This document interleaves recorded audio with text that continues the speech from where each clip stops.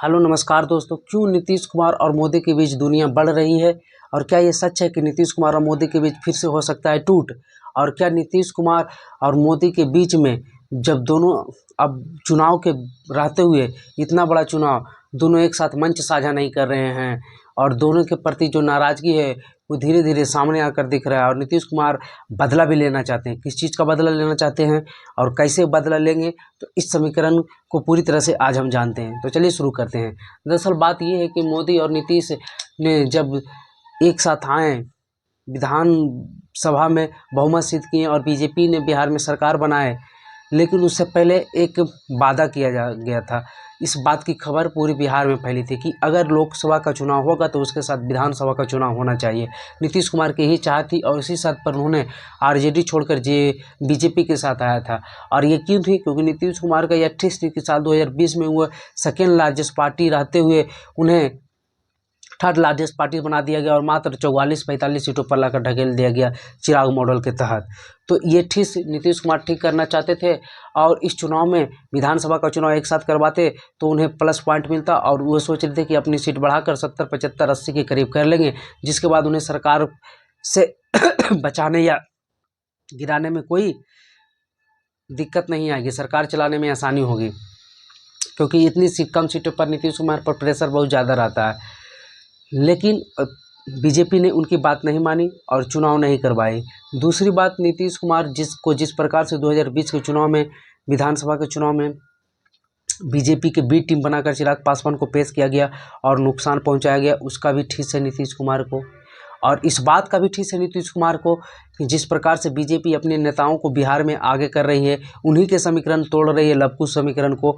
और बीजेपी ने जिस प्रकार से नीतीश कुमार को नीचे हाशिए पर लाने की कोशिश करी है, साल 2025 के चुनाव में उन्हें लग गया नीतीश कुमार को कि हमें मुख्यमंत्री कैंडिडेट नहीं घोषित करके बीजेपी अपना ही कैंडिडेट घोषित कर लेगा अगर बीजेपी बिहार में बहुत अच्छी तरीके से जीत गई तो नीतीश कुमार इस बात में है कि अगर बीजेपी कम सीटें आएगी, आपको ये बताते चले कि 2014 और 19 की तरह इस बार मोती लहर भी नहीं दिख रही है।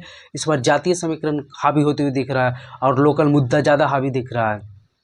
चुनाव में आप लोगों ने देखा होगा फर्स्ट पेज में कि किस प्रकार की कम वोटिंग हुई थी और उसका असर सीधे सरकार पर पड़ेगा। और मोदी 400 पार कर रहे हैं, फिर भी वोटर आकर वोट नहीं दे रहे उनके कहने पर भी। तो इस बार के चुनाव में अगर नरेंद्र मोदी, बिहार ही नहीं पूरे ऑल ओवर इंडिया में इसका असर दिख रहा है, तो अगर चुनाव में जो 545-43 सीट जो हैं उनमें से अगर 272 से नीचे अटक गए मोदी और सरकार बनाने के लिए किन्हीं अन्य पार्टियों की ज़रूरत पड़ी, गठबंधन के दलों की ज़रूरत पड़ी, तो फिर उस समय नीतीश कुमार गच्चा दे सकते हैं। कैसे? तो बताते हैं। अगर मान लिया जाए बीजेपी 40, 240, 245, 250 या 230 के लगभग पहुंचती है सीटें और उन्हें सरकार बनाने के लिए 30 से 40 सीटों की ज़रूरत होती है, तो फिर नीतीश कुमार अगर बिहार में 10 सीट या 12 सीट जीत लेते हैं तो फिर बहुत इम्पॉर्टेंट हो जाएंगे और सरकार बनाने के लिए नीतीश कुमार की ज़रूरत काफ़ी ज़्यादा हो जाएगी। तो उस समय नीतीश कुमार गच्चा भी दे सकते हैं। और ऐसे भी आपको बता दें कि इंडिया गठबंधन को जो शुरुआती दौर में बनाने में हाथ है वो नीतीश कुमार का ही हाथ है। तो अगर इंडिया गठबंधन की ओर जाते हैं तो फिर बीजेपी सरकार बनाने से चूक जाएगी तो ये नीतीश कुमार का सबसे बड़ा बदला होगा। और अगर ऐसा नहीं होता है, मान लीजिए बीजेपी अगर 270-72 के करीब पहुंच जाती है अपने दम पर, तो फिर नीतीश कुमार का कोई चाल नहीं चलेगा। फिर 2025 में हो सकता है नीतीश कुमार को मुख्यमंत्री कैंडिडेट भी हटा दिया जाए और बीजेपी अपना कैंडिडेट घोषित कर दे चुनाव से पहले ही और नीतीश कुमार को सिर्फ सहयोगी दल पर रहे और हो सकता है उनके पार्टी से किन्हीं को उप मुख्यमंत्री पद देने की बात की जाए और उन्हें केंद्र की राजनीतिक या राज्यपाल बनाकर कहीं और भेज दिया जाए, ये भी हो सकता है। और लेकिन सीट अगर कमी तो फिर नीतीश कुमार काफ़ी बहुत बहुमूल्य हो जाएंगे और फिर बिहार विधानसभा के चुनाव में भी नीतीश कुमार भारी पड़ जाएंगे बीजेपी पर। अगर सीटें नहीं कम हुई, बीजेपी अपना 17 में से 17 या 15 या 14 भी जीत लेती है और नीतीश कुमार को बिहार में 8-9 सीटों पर ला देती है और वो कि पूरे ऑल ओवर इंडिया में अपने बहुमत के 270-75 के करीब पहुंच जाती है, तो फिर तो नीतीश कुमार का कोई उतना ज़रूरत नहीं होगा। लेकिन अगर कम सीटें आती है बीजेपी को तो फिर नीतीश कुमार और अन्य भी बीजेपी के जो सहयोगी दलें हैं वो काफ़ी इम्पोर्टेंट हो जाएंगे। और जानते ही हैं कि जब सरकार बनाने में फंसती है तो बीजेपी विपक्षी दलों का डिमांड कैसे बढ़ जाता है और जो भी सहयोगी दल होते हैं, एक एक सांसद का वोट, एक एक सांसद को कितने दामों, कितने क्या में क्या से क्या होता है, ये तो आप लोग जानते ही हैं। तो इस प्रकार से बीजेपी और नीतीश कुमार के बीच की दूरियां, और आप लोगों ने देखा होगा कि चुनाव प्रचार में जिस प्रकार से नवादा में फर्स्ट फेज के चुनाव में नीतीश कुमार मोदी के साथ दिखे थे, सेकेंड फेज में मोदी ने नीतीश कुमार को अलग ही कर दिया। पूर्णिया में उन्होंने जेडीयू कैंडिडेट के ही प्रचार में गए, लेकिन नीतीश कुमार वहाँ नहीं शामिल हुए। और नीतीश कुमार ने जिस प्रकार से जवान फिसल रही है बढ़ती उम्र के कारण, नीतीश कुमार नवादा में ही बोल दिए थे कि 400 सीट की जगह 4000 सीट जीतेंगे। तो और बाकी कितने बार लड़कियों को लेकर बयान भी उनका वायरल होता रहता है, लालू यादव पर भी उनके बाल बच्चों को लेकर बयान दिए। तो नीतीश कुमार की बढ़ती उम्र के कारण, नीतीश कुमार की घटती पॉपुलैरिटी के कारण नरेंद्र मोदी भी पीछा अब छुड़ाना सोच रहे हैं और बिहार में अपने दम पर बीजेपी को आगे बढ़वाना चाह रहे हैं।